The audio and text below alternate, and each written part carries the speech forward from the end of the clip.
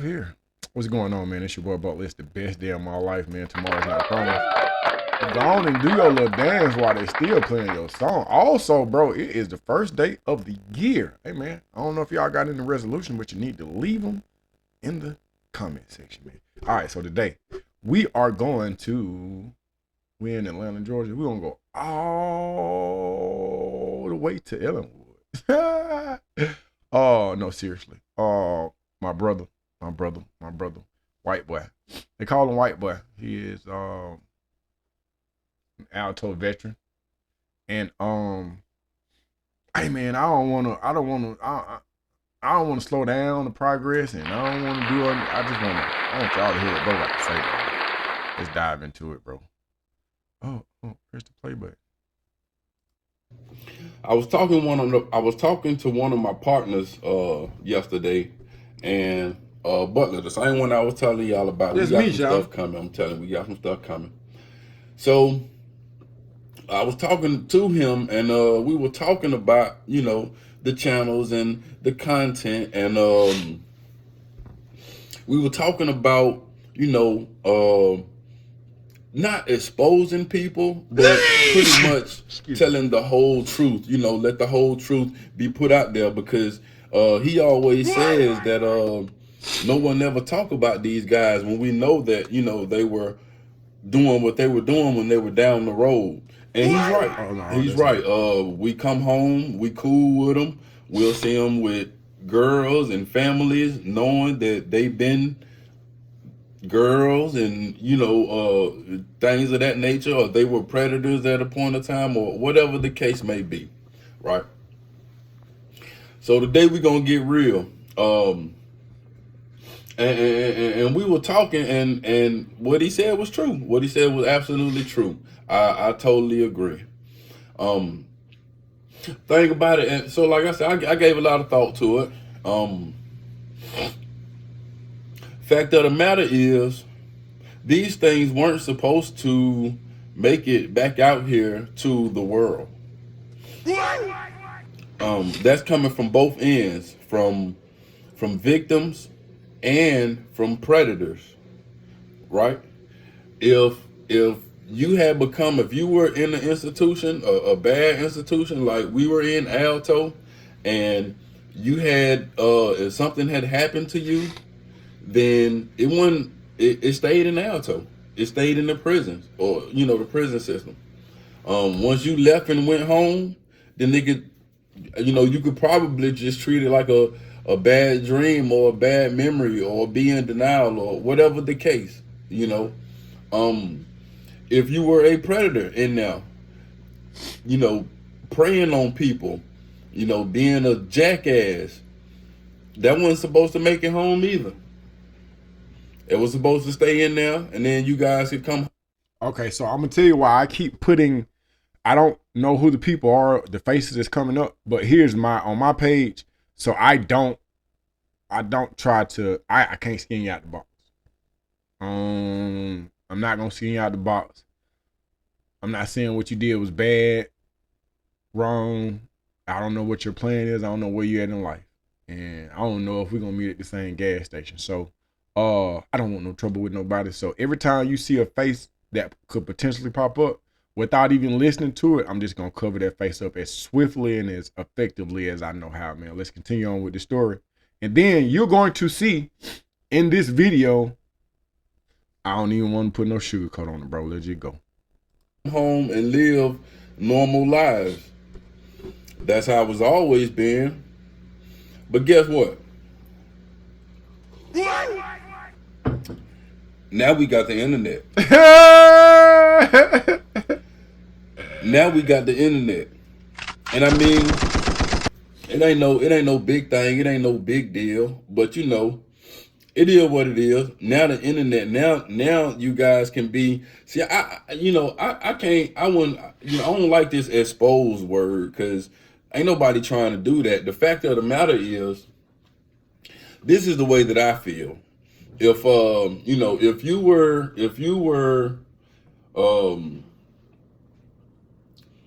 able to, if you a fuck nigga, then you just a fuck nigga. Look. Did by people.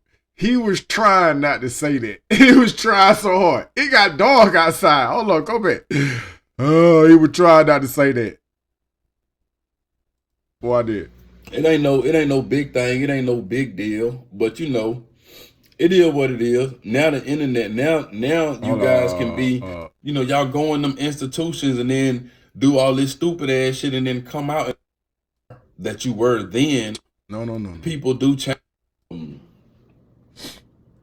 If you were able to, if you were see, if you a fuck nigga, ain't no much way around changing that. I do think people do change.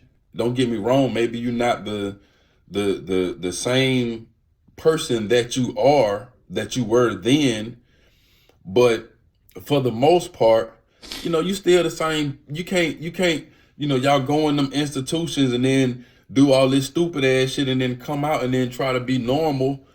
No, man, y'all deserve to be put front row and let everybody see what's really going on, who you really are.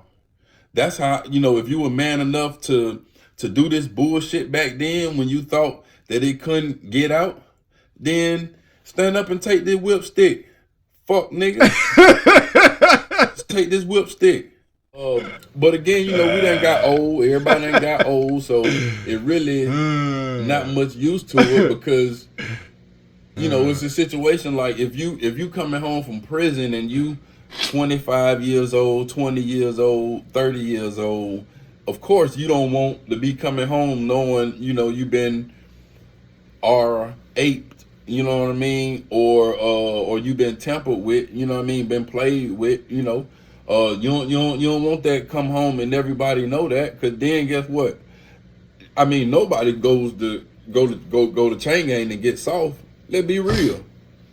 Everybody that y'all know go to the chain gang. When them folk come out, they tough, they hard, right? So who were they? This is what I'm gonna say. I'm gonna say this. I'm not trying to defend anybody or make excuses for anybody. I think that in life, when you are young and you're naive, you make decisions that you may not be prepared to make. And at sometimes, I'm gonna let them talk. The victims. So yeah, man. So yeah. If I'm not mistaken, I don't think. I have to look it up, but the truth ain't slander, right? So we'll just put that out there. So, and you know, most times I just tell you guys about my situations and what's going on with me. All right. Hit that like button, share and subscribe. I appreciate y'all for tapping in, man. So, again, now I went to prison on my 17th birthday. I spent my 17th birthday in diagnostic in the Arendelle State Prison. Damn. I'm gonna say this. My boy Dana, on one of his recent posts, he said, y'all go check him out. I'm gonna put that up there for y'all. But he said on one of his posts, he said, you know, when it was Alto, not Lee Arendelle. And that's one of the things that used to go around heavy when we were down there. And what that used to mean is basically is the prison has gotten soft. When it was Alto, it was a lot meaner, a lot tougher, a lot rougher, hard to live. When it became Lee Arendelle, you know, they had done pretty much, for the most part, taken control over it and got it under control. Even though what's gonna happen, it just wasn't like it was in Alto. Maybe in Alto they said you didn't stand a chance. So I went on my 17th birthday, and I can plainly remember the nurse, you know, when you're going through diagnostic, it's an evaluation, seeing how you are physically, how you are mentally to the best that they can, you know, that determines if you be able to work, or if something wrong with your eyes, if you got anything you need, it's almost like a prescription, but it's like I forgot what it is, but it's like saying, if I shave my face, then I'll catch bumps, I'll get razor bumps. A profile, they give me like a profile that say I can have hair on my face, or I got hemorrhoids, so I can't sit down too long, or I think this is important because when I was in chain gang with bro, like, to have any hair up under your mustache was no go. You can get put in the hole, or you can catch your ass with, depending on how the staff was feeling that day. But now I see folks, and they got dreads, they got full beards. It's crazy. And I guess from my understanding, I was advised that they don't require shaving because it required getting them blades.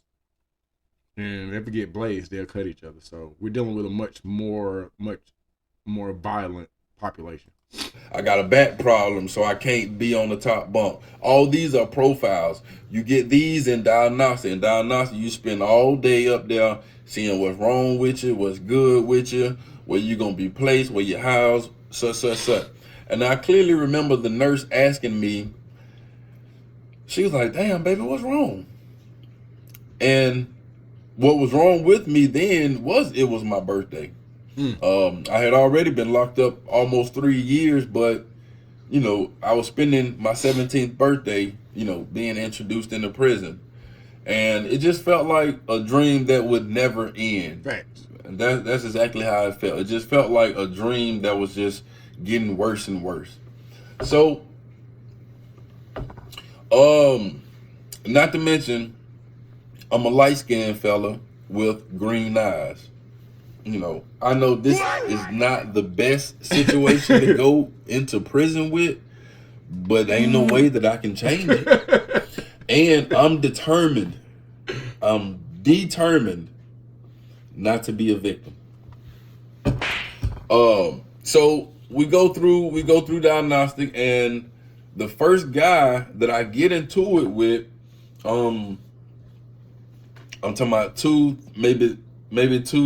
days on the stake, or out of diagnostic. I get into it with a guy. I put that whole story in another video. Y'all got to go back and see that.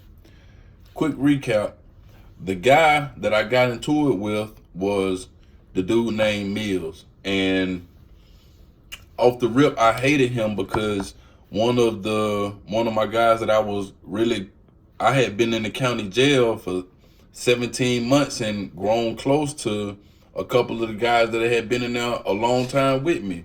2 of them were Chris and Black. That was just 2 of them. Sean, Ace, Samo, Tony. It's a lot of them, but 2 of the first guys that were there were Chris and Black when I got there, and I ended up spending a lot of time with them. When I got to prison, even before I got to prison, we had got word that Chris had been taken advantage of. So of course we don't know who did it, who done it, but we just know that that's the word. This word came from prison to the county jail. So even before I made it to prison, I know that one of the guys that I kick it with on a normal basis has been, he done been took down the wrong road. And when I get to prison, somebody ended up showing me the guy. I think it was my best friend ended up showing me the guy, and the guy ended up being Mills, and that's how that's how I end up knowing them off the rip. This the dude that took advantage of my partner, made him do stuff, turned him into a girl. I'm starting to understand. I'm understanding the story because it looks like Chris, if we talking about the same Chris was from DeKalb County. I'm from DeKalb County, and White Boy from DeKalb County. I'm a little older than they are, and I got my time a little, like, I wasn't in juvenile with them or anything, but I did come to know Chris. If we talking about the same Chris, bro, Chris was cool.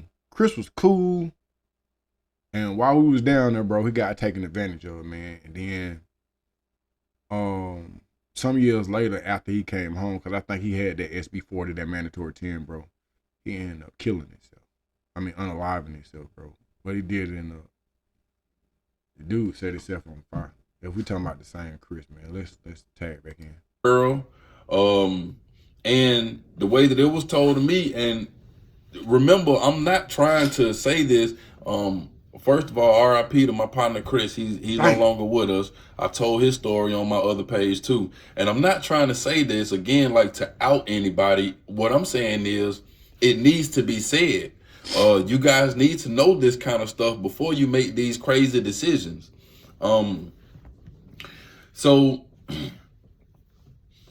it was brought to my attention that, like, one time we had some kind of not us, but I'm saying juveniles, but there was some kind of altercation, and Chris got ready to, soldier up with the homeboys and ride with his team, and Mill like sat him down and chumped him off, because one of the rules in prison was a boy, which is short for a fuck boy, wasn't allowed to do. They were treated like women, so they weren't allowed to do man things. You don't go to war. You don't raise your voice. You're not supposed to use the bathroom standing up like a normal man. They had rules. They had rules that normal guys didn't have. So when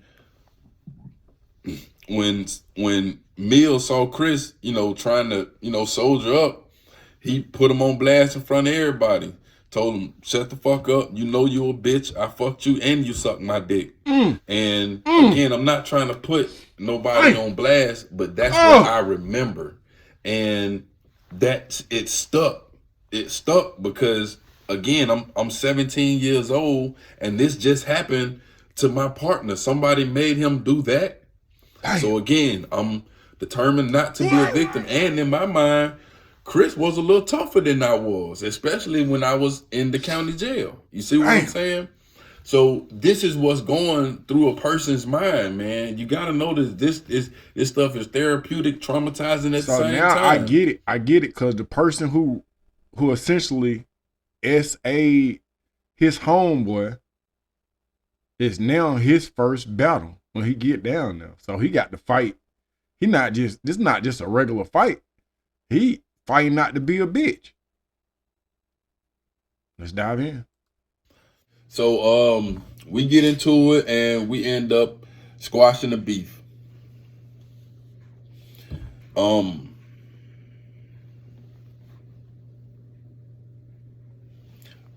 They were calling the guy Mills. I'll say that. They were calling the guy Mills.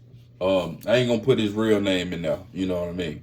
So they were calling the guy Mills. Man, shout out to the juveniles of my era. I want to say we had the hardest juveniles of all time, hands down, period. Man, we had our gang didn't do nothing but train and gladiator school. We had nothing but soldiers. Lil B, Sean, Ace, DJ, Hassan, Lane, Moss. Man, when I tell you, like, all these guys were just soldiers. They had a big country nigga. What that country nigga name was, man? I'm gonna get his name in a second, but he was kind of slow, but he was down to fight. I think he was from Augusta too. Big young nigga, but just naturally big, head like a water. Man, what a story. Come in from education, and I come into a good one. The big young nigga, I don't know what they getting into it about. The big young nigga and Moss done got into it at school. So they both when I come in, big young nigga already got his shirt off. Moss strapping up, he putting his shoes on. Moss going to in the bathroom on the white floor. They get to it. Now, the big young nigga, he kind of slow, but he ain't like, he understand everything. He know it's wartime, and he handling business. It's crazy because to be kind of slow, he thought he had a fight game, which made him fight which actually made him have a fight game. So he doing this thing, and I can remember. I remember one time somebody telling me that Moss had like half of his foot got chopped off. So it would do something to his balance. And Moss was fighting like hell. He get in there, he'll scrap, he'll do his thing. But I think that throw off to his equilibrium, whatever his balance was, it would give him a disadvantage. So he fighting with the big young nigga. And he did pretty good. But I remember like at the end, I saw it clearly, man, when the big young nigga timed the uppercut perfectly and hit Moss. Bow! Knocked Moss to the ground. And that was the end of that fight. Either we had to do something else, or that was like maybe the third round, and Moss, he let it go, right? He gave it up. So that's how I remember Moss, man. He was a soldier. He was a soldier. He was gonna go every time, and I had much respect for him for that. Yeah, man, that's how I remember Moss. And my best friend ended up squashing the beef. We got over that. Time goes on when I end up going to the block for the block is SMU. SMU is Special Management Unit. This is the hole. So I end up going to the hole for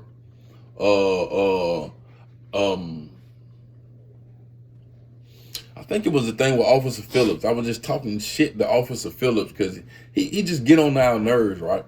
So I end up going to the hole, and damn, I can't remember. Okay, so what happened was, yeah, I end up going to the hole, and while I'm in the hole, that's okay. Because I remember now, it's 20 years ago. So while I'm in the hole, it had already been determined that the juveniles would be moved back up to A unit where we could be locked down because basically we were off the chain, couldn't control us. Excuse me. So while I'm in the hole, okay. While you in the hole, you get showers about 3 times a week. And they had already gave me the rules, period. You know what I mean? The crazy thing about it is I can't remember who gave me the rules, but I can remember knowing this stuff before it happened. Like I knew what should and should not be going on, while I was in the hole before it happened. Saying that, while I was in the shower, somebody had told me, we had rules. When I first came, they told me, these are my best friend told me. The rules is, no matter how chunked off you is, you don't take a shower with your ass out, trying to hide your meat. You don't do that. It don't matter how chunked off you is. That means no matter how small you are, you got to show it because it's an open dorm. There are ain't no curtains. There are no holes for curtain hooks. Nothing. You could be taking a shower. Someone walk right in the room, officer or inmate. I mean, and when they walk in, they're gonna be facing you right. It's almost like, man, it's so hard. I'll try to show y'all another video to or clip or something to show y'all what I mean. So you can come in when you come in. So they open doors, they open showers. The rule is you are not to have your ass to everybody, taking a shower trying to hide your meat, because somebody gonna be looking at your butt. That's totally out. And it was another rule they told me.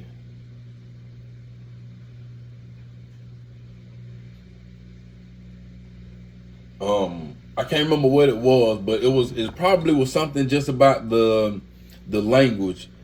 So the name calling off the rip was a no-no, and if any name calling was to be had, it was automatic violence, right? So I know I can't remember. I knew they told me about the rule about the shower. And I can't told me something else. Jadon crazy ass come and told me on our first day getting ready to go to eat. Jadon told me if somebody come and stick their finger in my tray to swing on them off the muscle. Shit. He told me to swing on them off the rip, and then he walked off. And I'm sitting there trying to figure out, was this nigga playing or was he serious? Yeah, he was serious. Oh yeah, y'all give me 1 second.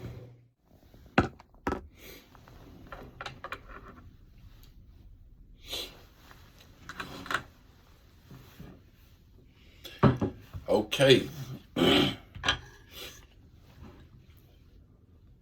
Nigga. Yes. Okay. So I want you to understand something.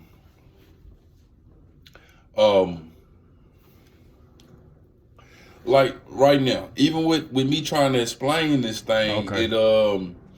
it sparks certain emotions, and not only that, but you got to worry about what people gonna think of you, how they gonna view you. Yeah. But like I said, of course, now I'm an old man, and my life is pretty much set, so I don't have to worry about that. But the normal person, they can't do that. You know what I mean? Especially a young man. The average young man not gonna be able to look at it like that, right?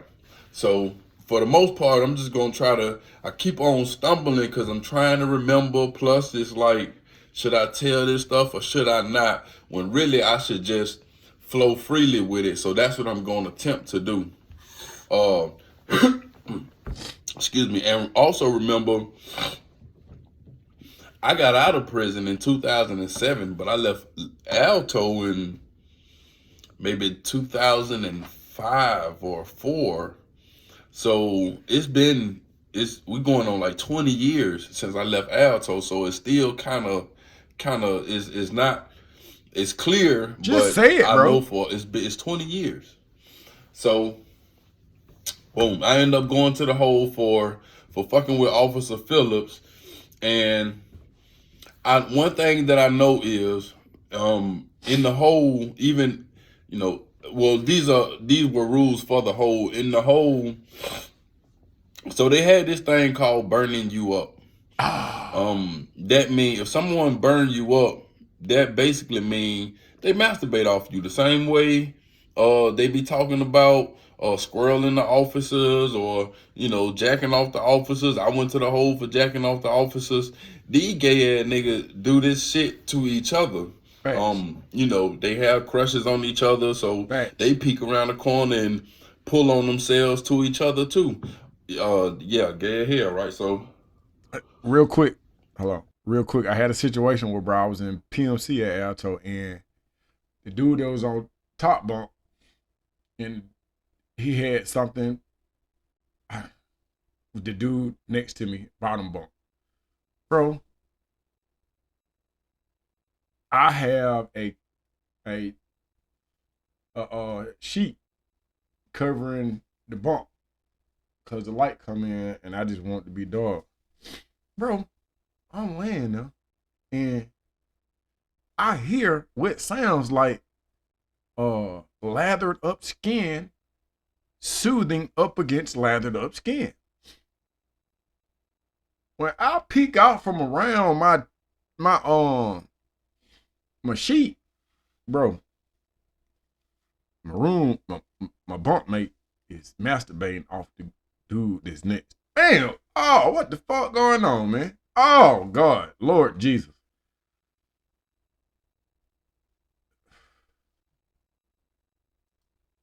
If somebody burns you up, that means they done handle their business, to your expense, whether you know it or not. You know what I mean? So so the rule was, in the shower, in the hole, you can't you couldn't touch your manhood.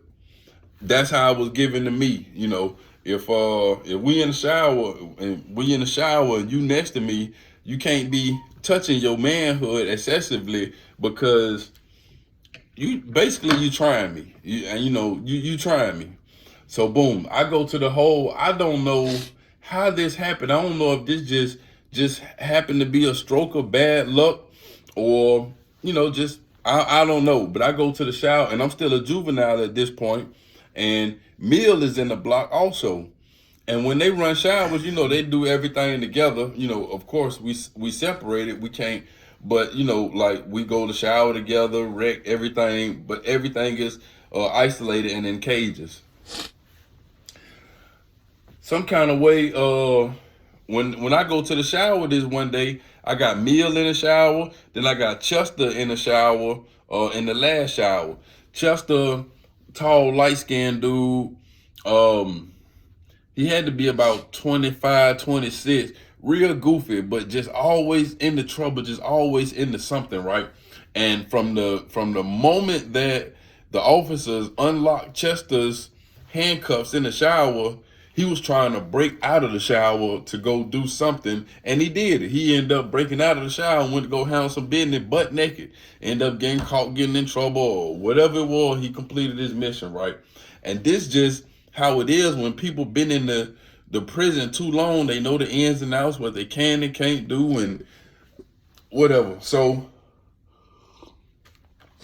Mill in the shower next to me, and Why you keep he said doing one it, or two things to me, because again, we had the altercation down in C unit.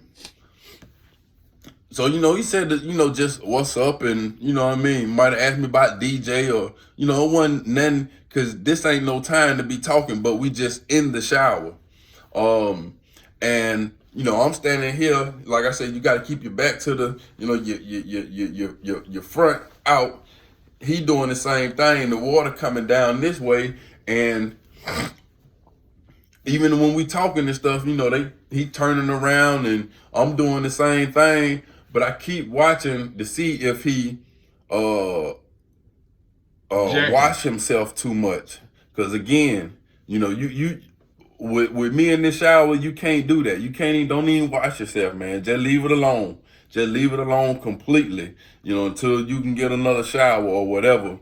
So I'm watching him, and I know I'm being short. I ain't giving no, I know I'm kind of being short or standoffish or whatever. Can't just be no 100% gravy vibes, because we grown men in the shower next to each other, and he has this stupid reputation, and we done had a falling out, right? So boom, shower go good. Don't no incidents happen. They take me back to juvenile range. They take them back to their range. Everything keep going. I get what I get. I can't quite remember what they gave me. Probably gave me some time in the hole. For if it was Officer Phillips, they just gave me a warning, and they sent me back to the hole. I mean, they sent me back to the dorm. Now, by this time, they didn't move the extended juveniles to A unit. We were in C unit. C unit were open dorms, and they couldn't control us when the dorms were open. They couldn't control us. All we did was fight and steal and gamble and just everything. A unit was not open dorms. They were cells. They were cells. I don't want to say a cell house, but it was a cell house. Closed door. And two people to a room, so that they could lock us down. They could control us when they needed to. They moved the juveniles to A unit. It was two ranges, top range and the bottom range. Top range, for the most part, the two ranges were separated. The only time we would be together is if like we went to chow, we went to education, school, stuff like that, rec, whatever. But other than that, the ranges are separated. So when I come out the hole, I'm doing my thing. It's just like getting out of jail, man. You happy to see everybody. You've been in the hole for however long amount of time. I go down to the dorm, check to see where everybody at, like normal. And I notice Moss gone. They tell me he turned 18. He went across the yard. He went to ITP, G1. Aye. I was in ITP. Cool. You trying to get you something to, they used to call it get your lungs out of pond, but I wasn't smoking then. So you trying to get you something to eat, get back acquainted, see everybody, see what's going on. While I'm down there, while I'm doing that, Tutu come beating on the window. Now Tutu was one of my partners from Atlanta. He was from the West Side, but he also knew that, he knew me. He knew everybody. He wanted the gang, and we were pretty wild. We held a pretty decent reputation down there, right? So Tutu come beating on the window.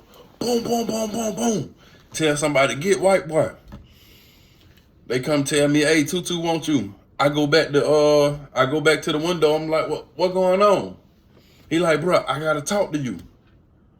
I'm like, all right. He like, nah, I gotta talk to you. Now he kind of got me worried. Keep in mind, I'm 17 years old. He got me worried. So next time we go to Chow, we get up. Me, Tutu. I know it was Black Boy. I can't remember if Bam was there. I can't remember everybody who was there. It was some of our old players too. They like I said, it's 20 years ago. And CJ gone. So we sitting at the table and the child and he like, bro, listen. He like, man, Tutu had just come out the hole maybe a day before me. Okay. He like, bro, I was in the hole, man. The nigga Mill was telling people he burned you up. What? And when he tell me this, it's like it's like a punch to the chest for so many different reasons, right? Now I understand. It's like I can feel my inside kind of. Now I understand why he kept putting bro picture up there, man. Cause to get that kind of news and chain gang, bro, that's like somebody coming to your homeboy saying, "Hey man say you goddamn stuck your finger in your ass, man." What? Deflate. First of all, because it's a lie, and I know it's a lie. Second of all, because I know he probably did say it. Third of all, it kind of like it brings a nightmare and put it right in your face. You know what I mean? Because people always want to know, like, I'm gonna say this. I know a dude who, when a situation like that occurred, mind you, when you're in the shower, when you're in the hole, bro, you can't get to that person. That shit's not happening. So in anticipating somebody trying to burn him up, he just started burning people up. So he became the burner and not the burning. But he wasn't even a burner at heart. I don't know if that makes sense, but. Did anybody try you? Were you ever tried down there? I ain't never been tried like somebody just straight up tried me, but they will try you with the trickery and the fuckery, and this what this was. And I'll explain that, if I can a little bit later. So, like I said, so third of all, it bring that nightmare right to your face, like, damn, bro, nigga done tried me. A nigga done tried. So so all I can get to say is I'm looking at Tutu and I'm like, bro.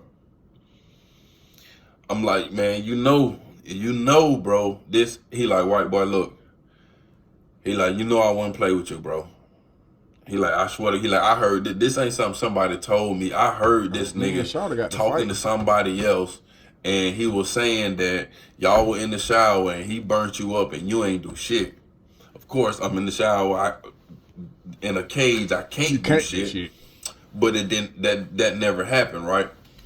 And the reason why it can't be mistaken, because there were actually two of us down there, light skinned with green eyes, but they weren't talking about Aaron. You know what I mean? At this point, they knew who I was.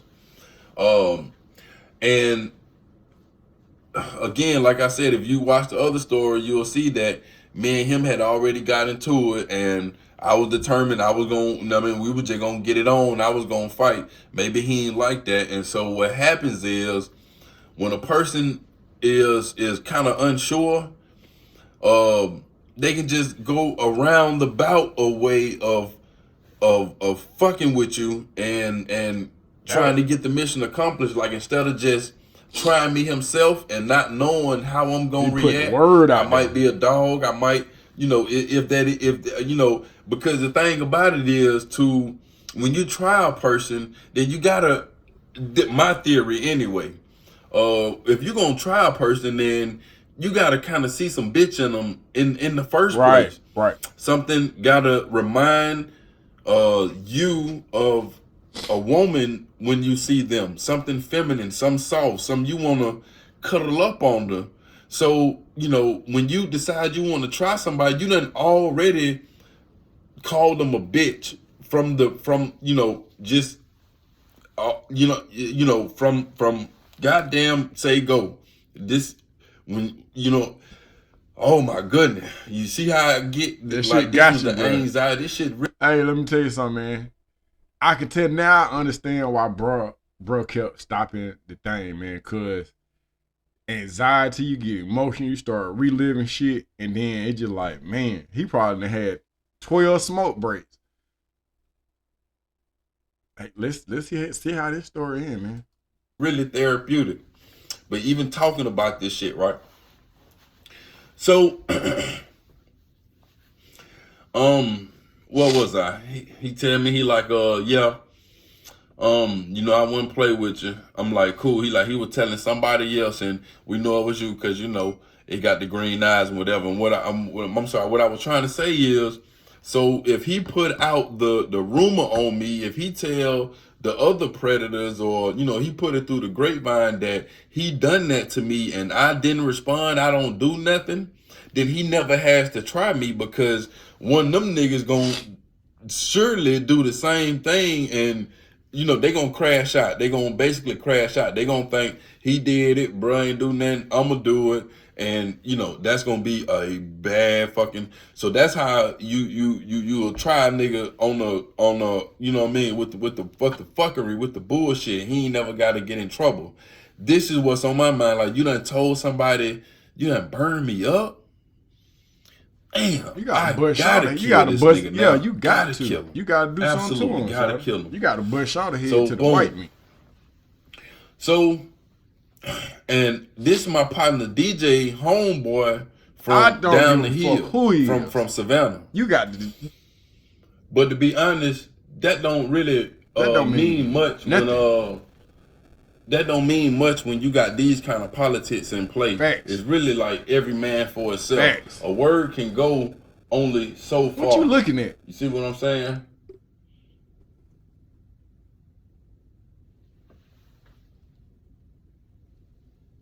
That man don't want to talk about getting burnt up. That shit, they got him paranoid.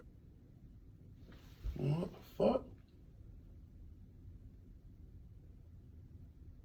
Bruh.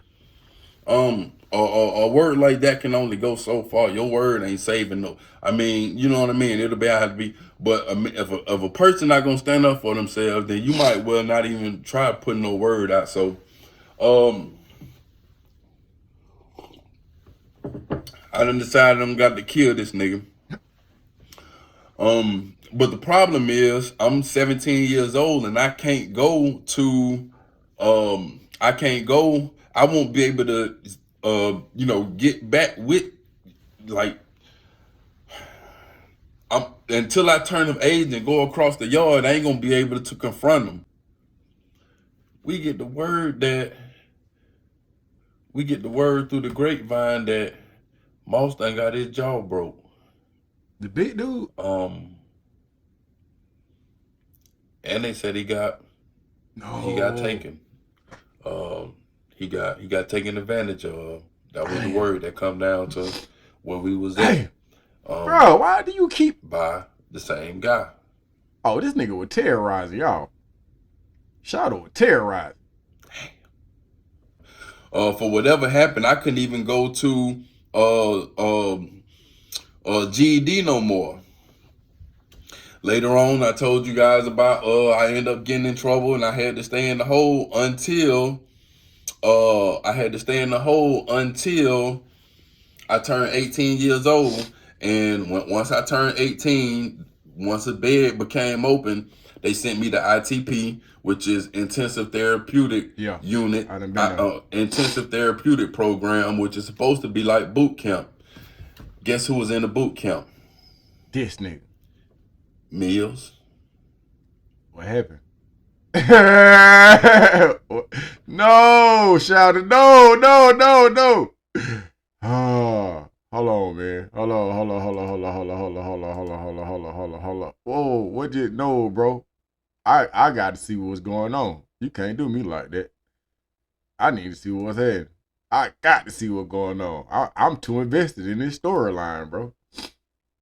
I'm too invested at this point. I got to see. I can't motherfucking wait. Where is it? Where them stories at, man? Damn, bro. Where is it? Come on, man.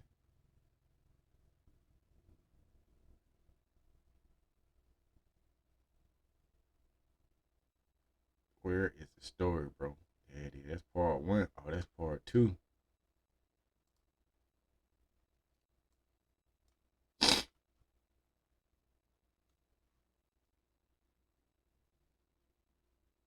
Okay. Welcome back to the show. Thank you guys for coming to tap in with me. It's been a little time. This is gonna be part 2 of damn, I forgot the name of the video. But avoiding the booty I know bandit. y'all been waiting on it. I definitely like getting on here and sharing my experiences with you guys, keeping it real. These things need to be said. Y'all gonna have to bear with me. I'm on baby duty right now. It's the middle of the night. Okay then. So, y'all gonna have to bear with me. I can't get excited. We hear you trying to whisper, so pick up where we left off. I gotta go to G1. I gotta go to ITP. Yep, with the booty band. Intensive therapeutic program. Put it right here. I don't want to see y'all face.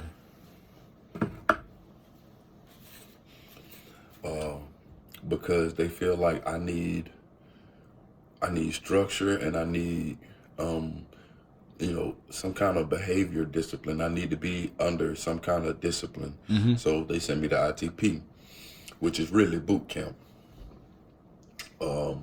I want to put a little context around what we're talking about before I even get started. All right. So they send me to G1. Okay, so G1 is a part of B unit. When you get to the campus, ITP is to the left. It was in Alto. It was A unit, B unit, and C unit. Yep. Okay. B unit was worse. A unit was sweet, where you first come in at. Sweet. It had diagnostic in there, and it also had like what you would call the honor dorm. Yep. Those were the good guys.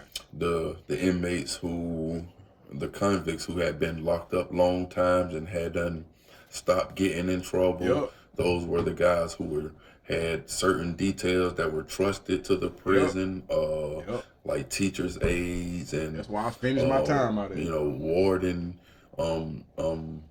they might have one of their details might be the warden office, which means they go in the warden office and clean up and vacuum and do all that. So these kind of people, somebody working medical, these kind of people gonna be in A unit. There's really the good folk dorm. You ain't gonna expect no trouble from them. Those people don't really go to the hole because they don't really want to lose whatever they got going on. Next, you got B unit. B unit. Okay. Welcome to the jungle. So it's like some of these things we want to remember even as we talk about this. Like for instance, like when I just said B unit. So the thing is, we're not supposed to show fear. We're not supposed to show that we are afraid or were afraid. Just as men, there's not a person, if you go to the young men doing time, there's nobody you can go to and be like, hey man, you scared to go in that dorm? And they'll be like, yeah, hell no, I'm gonna stay out of there. That's unheard of. Yeah. Because that's just something you're not gonna admit that you scared while you in prison. Yep. The truth is, I was terrified. Hey, you talking about? When they talking about B unit, Yep. man, listen. Yeah. I was terrified. Yep. Terrified. B unit had G1 and G2, F1 and F2, E1 and E2. Out of all those, to me, this just from because the only time I went to B unit was when I was in G1. Oh. But the word was, F2 was stupid the quote unquote Thunderdome. That's where it was going down there. You can get everything that you looking for down the F2 or shop. you can just get, beat the smithereens. Yep. Some guys signed PC. I'm gonna be honest. It was never an option for me. It's just, there are only a few options, but PC, protective custody, was never one of them. I would even be safe to say that I was too stupid to go. A smart person probably would have went to PC, especially if the situation got hot. You know what I mean? If the situation became too much, go to PC. They lock you in a cell. You end up by yourself. They bring you your meals. It's not a bad option to being someone's girlfriend or, being strong-armed every week, and having nothing to being picked on, being the dorm punching bag. But again, I've never viewed myself as weak, and protective custody was never an option for me.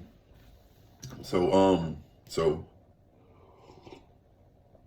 when I say B unit, first of all, I'm going to admit I was terrified. Didn't want to go. Did not want to go. I felt like the other units, C unit and A unit, probably a lot of people felt like this. Matter of fact, I know they did. Probably won't admit it. But C unit and A unit, you could live. You could, it might be some problem or some drama or whatever, but you could pretty much make it.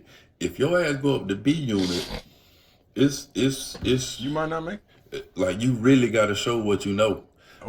Even some of the tough guys were getting, that they couldn't stand up in B unit.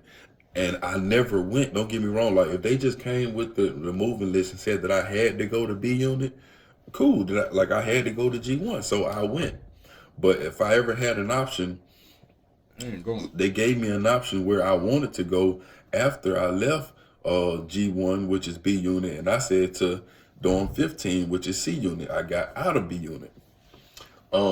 So you got B unit, which is all those dorms that I named, and then you're gonna have C unit. C unit is down the hill. It's open dorm, like I was telling y'all about. When we were in the 17-year-old dorm, we were in C unit. We were in C16.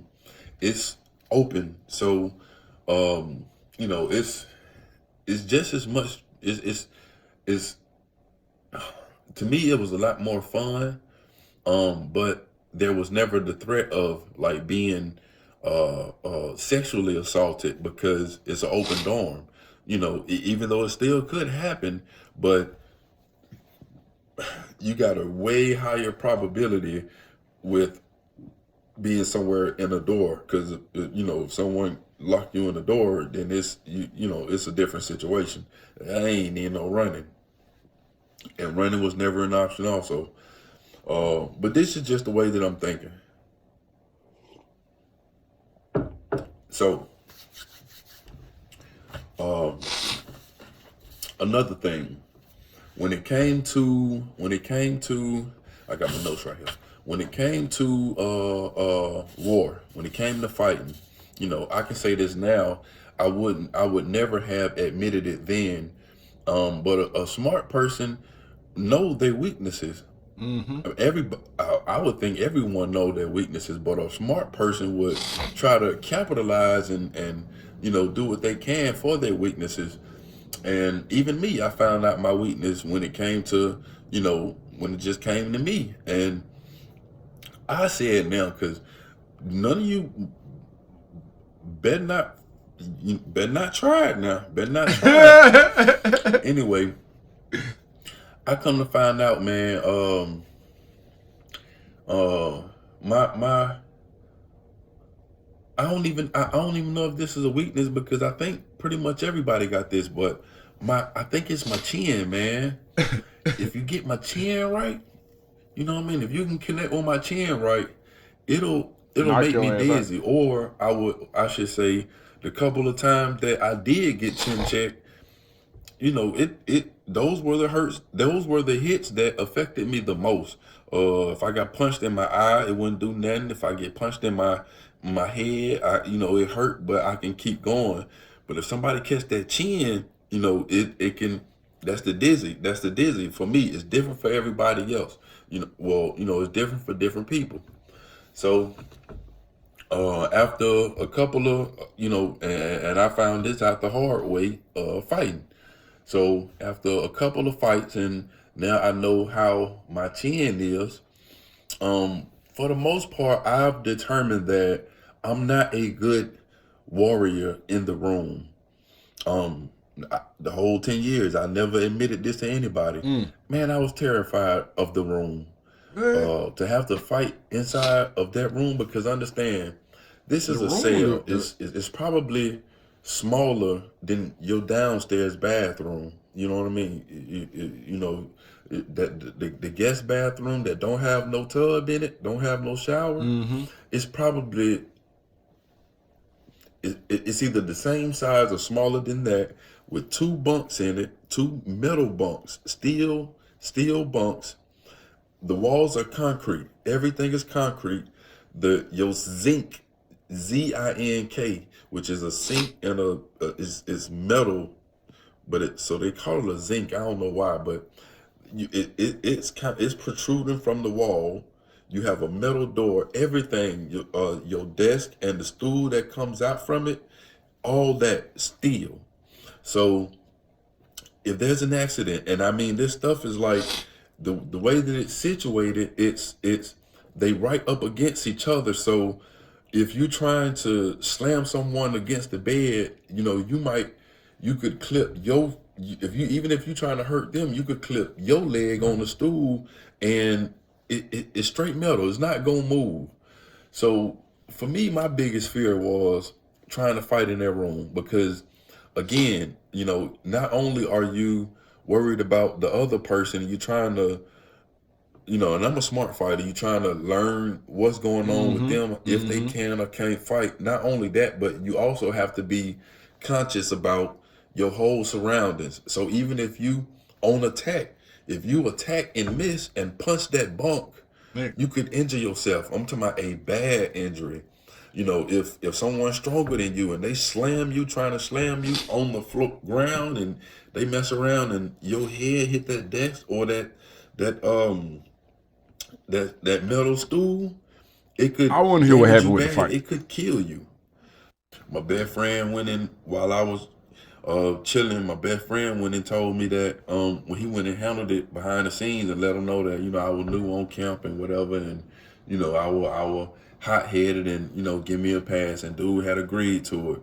What I knew about him was, or at least the rumor was, this nigga been locked up since he was 12 years old. Yeah, locked up since he was 12, and he's like 20 something now. So he had been locked up over a decade already. He had never had a woman. At least these were rumors, and I can't say how true they were, but these were the rumors about him.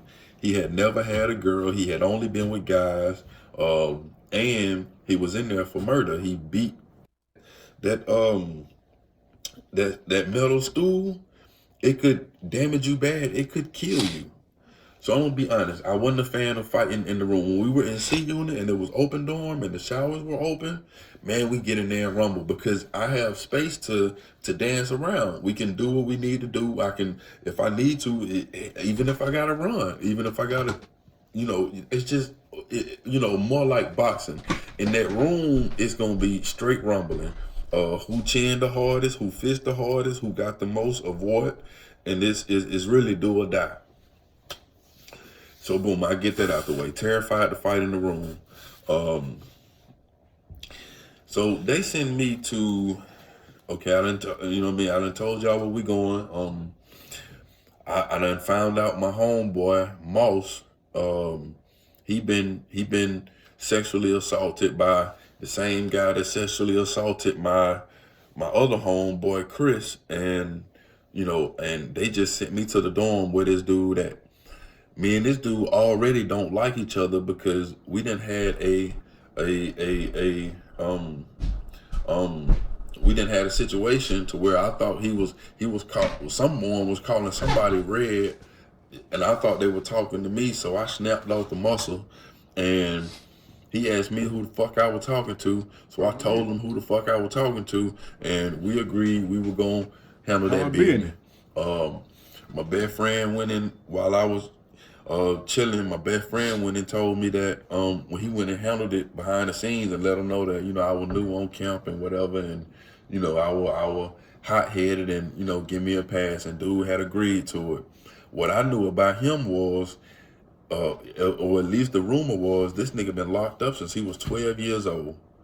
Yeah, locked up since he's 12, and he's like 20-something now. So he had been locked up over a decade already. He had never had a woman. At least these were rumors, and I can't say how true they were, but these were the rumors about him. He had never had a girl. He had only been with guys, and he was in there for murder. He beat some dude to death. First, it started out as a fight, and then he beat the dude with his hands to death. It was also rumored that him and his brother did it. It was a team effort. I don't know how true none of this stuff is, but this is what I learned about him rather. Also, I done also learned that, now I remember my best friend told me this, that said his right hand was that was where the magic was at. He didn't have a fight game, and his left hand probably was trash, but his right hand is what did all the damage. And this is what I was told beforehand when I was getting ready to fight him the first time. So, so they moved me in G1. When they move us in G1, I remember we had to like lined up, maybe about 6 or 7 of us. We had to line up against the wall, and like the guys in G1 were already at in a uniform stance, like they were waiting on us. And I guess it was to kind of show us how, you know, to prepare us for what was going on. They would, you know, they put on some kind of little thing. The sergeant put them in parade rest. Okay, so when I go in G1, I've been in prison already, you know, a while, but now when I come in G1, it's different. These niggas is doing cadences, and they all in line. Everybody look uniform. They actually look really good. Everybody boots were shining, and the officers look different also. The officers had on different shirts, and they had on like the top hats, like the state patrol wear.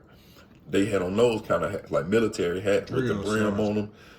We had Officer Venable, who was the guy. He was just like the regular officer and always there.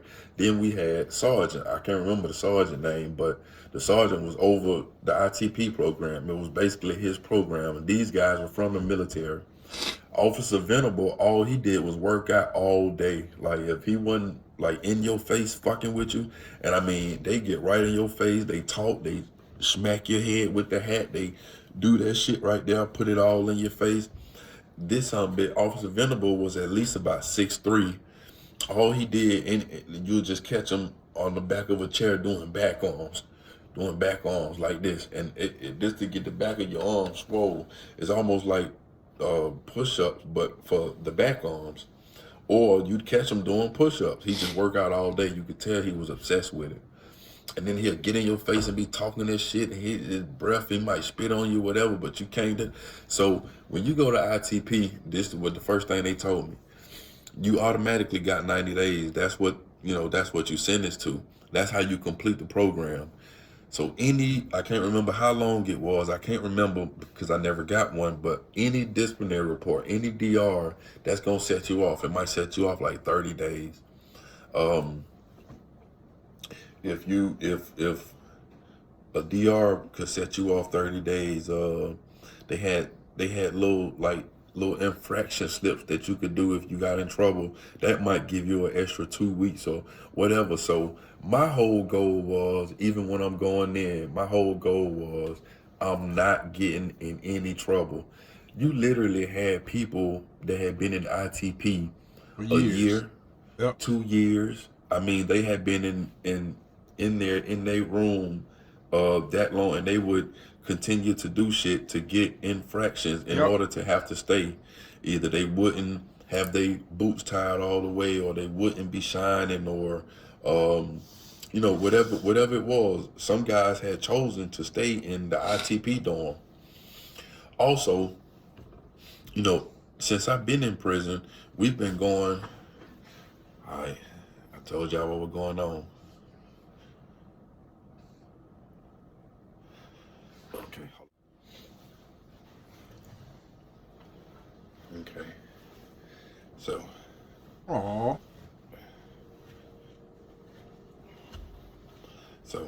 since I've been in prison, Oh, dang. She ain't going for it.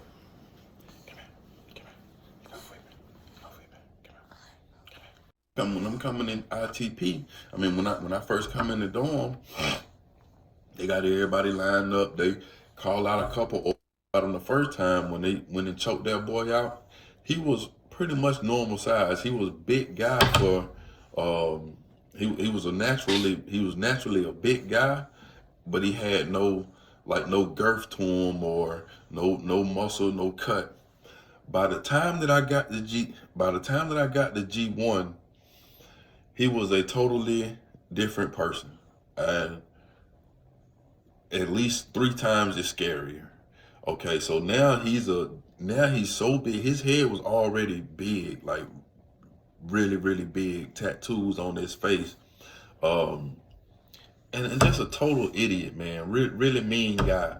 And I don't think he could throw like straight punches, or but he had turned into a workout monster. That's all he did.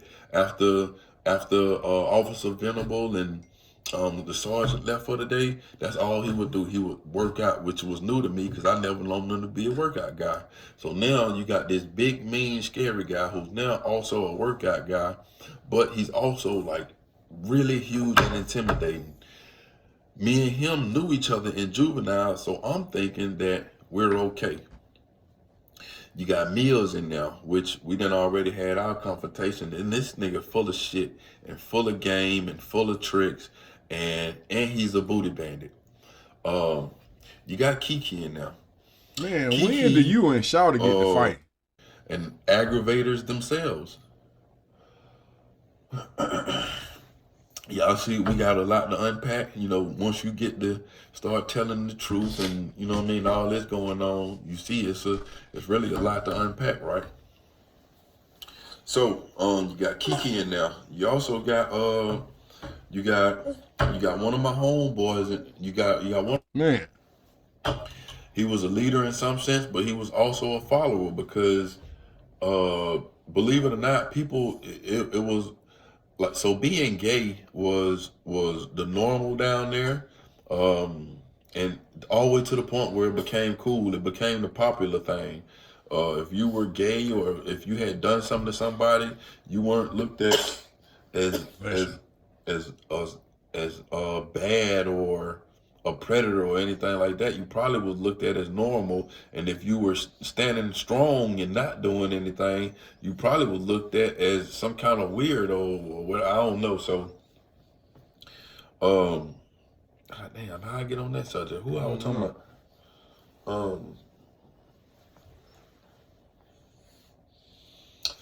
So Fat Boy. So, Fat Boy, like I said, he was. I could tell he was a leader because how he handled it in juvenile. But when he get over here, it seems like he's trying to impress the predators. He's trying to, if you ask me, it was all out of fear. Fear of being the victim himself. One male, one female. If I end up fighting for it, it's my stuff. I ain't got to get nothing back or whatever. But why y'all ain't gonna do that? That's stupid as hell. Did you know he Jabo cousin? See, I'm the kind of nigga, I go tell Jabo. I go tell Jabo right now, y'all trying to rob his cousin. So this what he just said to me. Like he's sitting down, but he facing the other way, real bad in there. And I had big homies also. My main big homies were probably, you know what? I ain't even met them yet. I was about to say. All right, so if you want to catch the remaining portion of that story, which I am, but we're creeping up on the hour. That's some change. All right, Junior Judge Day. I love seeing a man taking care of his kids. I want to know. I'm gonna see if I can't call him on the phone real quick. That'll be exclusive. That would be exclusive. Man, pick the phone up, Sean. Pick the phone up, Sean.